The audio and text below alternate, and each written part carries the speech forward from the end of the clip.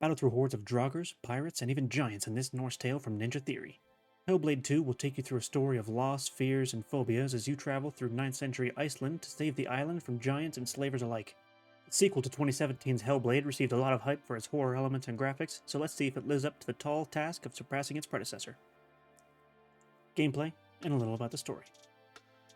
You play the game as the returning protagonist Senua, who has decided to voluntarily be taken from her home as a slave to figure out where the slaves are being transported to and put a stop to it. The adventure takes an immediate turn when the ship you are on is hit by a major storm and is torn apart, washing you and the rest of the passengers ashore.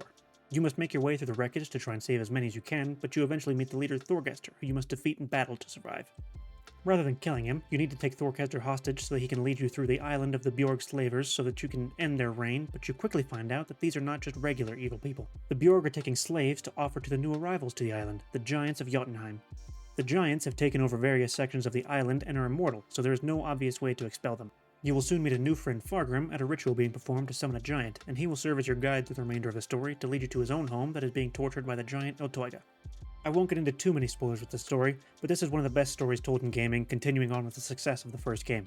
Senua is an incredibly written character, as you will struggle with the voices of the Furies in your head once again, who will constantly tell you how worthless you are and that you can't proceed, as well as the returning voice of Senua's father, who serves as constant discouragement. Throughout the game, you will struggle with what's real and what isn't through your psychosis, as well as facing various phobias such as drowning, claustrophobia, dying alone, and the supernatural. Before we get into the combat, I feel the need to put a disclaimer here that this game is absolutely not for everyone. Hellblade 2 will make you extremely uncomfortable, and the uplifting or empowering moments are few and far between. While this isn't a horror game, there are horror elements, and there are moments that will make you really think about yourself and your own life, particularly if you've ever experienced loss. Now, with that out of the way, let's talk a little about the aforementioned combat. This is extremely bare bones and is not very interesting at all, with 5 possible actions: attack, heavy attack, dodge, block, and focus. Attack is what you'll use most often, providing a couple combos as you spam RT to your heart's content. Unfortunately, the heavy attack is only useful for breaking blocks, with the regular attack seemingly doing about the same damage. I couldn't confirm this as there is no UI or health bars, but I didn't feel a difference when playing with it. The dodge and the block are the same as most other games, but focus is something unique to Hellblade. This action builds up as you land hits and can be used as a sort of cheat code that will stun a draugr until you kill him. When you enter combat, you are surrounded by a circle of darkness into a tiny arena where you engage in 1v1 dueling with your enemies. It's a little weird in practice as you blur out the world around you, but it kind of feels truthful to what would happen in real life if you were in a life or death situation. Everything else fades out and the world is just you and your opponent until someone walks out alive. The draugrs serve as your primary opponent with few exceptions and have a couple different forms, which are the regular soldier, a fire breather, and a heavy. These are incredibly easy to defeat, and you will typically only die when the game doesn't do what it's supposed to do. The dodge is the wonkiest part, which made me die more than a few times because it wasn't responsive. Occasionally you dodge, you're out of the way, and they hit you anyway because of the weird hitboxes, so you die. Fortunately, the game immediately throws you back into the same fight sequence, so you really only lose a maximum of about 2 minutes if you die late into a fight. Overall, the combat is more of an extra addition to what is primarily an interactive movie. Outside of combat, your adventure will consist of a lot of walking and talking, as well as a few puzzles to take you both through the story and to the optional lore totems narrated by the returning Druth the Storyteller. The puzzles are not difficult at all, and the walking sections are more of a vessel for the characters to dialogue and for you to look at the beautiful graphics. One of the better parts of gameplay that I really liked was the complete lack of handholding. There are some of the classic climbing and crawling sections, and the game will not tell you how to do it or how to proceed. If you don't figure it out, then you'll just sit there until you do, or you'll die, depending on what the goal is. If you do decide to pick up this game, don't expect yourself to find a deep and rich combat system because you won't get one here. Consider this a 7-hour movie that you get to participate in, and you'll be on a better track for hitting expectations. Sound, music, and voice. The sound design is a little weird with its implementation, with most effects in combat falling flat, but the sound in most other areas coming in incredibly well. There are a few cinematic sections that I won't spoil, but the way that the sound effects of the surroundings are blended in with the intense and sad music is absolutely stunning. There is one that is a lava area that is one of the best experience with sound designs that I've ever had in gaming and delivers in a huge way. The constant water splashing in the background of a lot of scenes sounds really good as well, and the way that sounds get isolated to different sections in your headphones when you use your focus ability outside of combat is pretty cool too. Music was a massive part of the first Hellblade and it returns in a big way here. I really enjoyed the somber melodies that are brought into play in a lot of sections, and like in a movie, they deliver in bringing all the major moments together to send chills down your spine or make you shudder at the gravity of it all. There are a grand total of exactly 0 poor performances in the voice acting department for Hellblade 2. Senua of course returns with Melina Juergens, turning in another award-worthy performance. The additions of the Furies in the background of all the scenes in your head, as well as Thorgester and Fargrim, are fantastic, and all the actors portray their characters really well.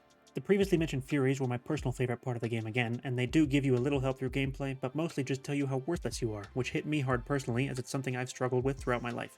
I felt that they did a really good job putting that into a game form, where other games haven't really been able to replicate what it is like in real life. Abby Greenland and Helen Golan do an incredible job getting that across through their acting, and it's one of the strongest parts of the game. Graphics and art.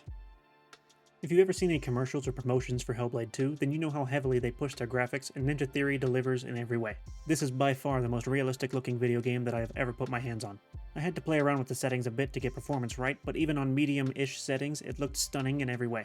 From the rolling waves crashing on the rocks, to the uncanny valley-esque facial expressions, to the fire and ice and rain that looks like you're actually standing in it, this is the most gorgeous video game that I've played in my life. The art style isn't entirely unique, as the style is pretty much just look as realistic as possible. There aren't a whole lot of interesting design choices as far as color palettes or effects, but the game is made to be a realistic representation of Iceland, so I'm not too upset about that. However, their best design decision was to make Hellblade 2 feel like a movie rather than a game. There is no UI, no inventory, no obnoxious health bars, and no buttons appearing on the screen saying, "Hey, idiot, press this to continue." The game is also played entirely in widescreen letterbox format, really beating the dead horse that this is a story and not a video game. I really liked this decision, which made it a lot more cinematic even outside the cinematic sections. It feels like you're watching Senua from third person rather than playing as Senua. Performance. I played Hellblade 2 on a 14900K and 3080 Ti. After playing around with the settings, I was able to get an acceptable 60-ish FPS with most things on medium. There is a difference between medium and the higher options, but you're going to need a pretty beefy setup to be able to run those comfortably. I fortunately did not have any crashing issues and very few stutters even when I was running on high or ultra. It just didn't feel really nice playing at 35 to 40 FPS. You can play on prettier settings to sacrifice some frames without feeling it stuttering, but that's up to the user what they can tolerate. I also did not have any issues with clipping or pop-ins, which was a nice change from many modern games that I've been playing recently. Final verdict. As I mentioned before, Hellblade 2 is not for everyone. There are a lot of moments in this game that will make you really reflect on your life, and you'll have to face a lot of phobias that many people will not want to do through a screen. With that said, if you do want to experience that, I think that about $25 is a solid price for Hellblade 2. Don't play this for the combat because you will be extremely disappointed, but if you play it as a really long movie and experience, then even at the 7 hours that I took to finish, I think that's a pretty fair price. I do reviews like this one for the games I play on stream, so check me out on Twitch if you're interested in watching me experience these games. If you liked the review, give it a like, and if you didn't, give it a dislike. Thank you all for watching, and I'll see you guys next time.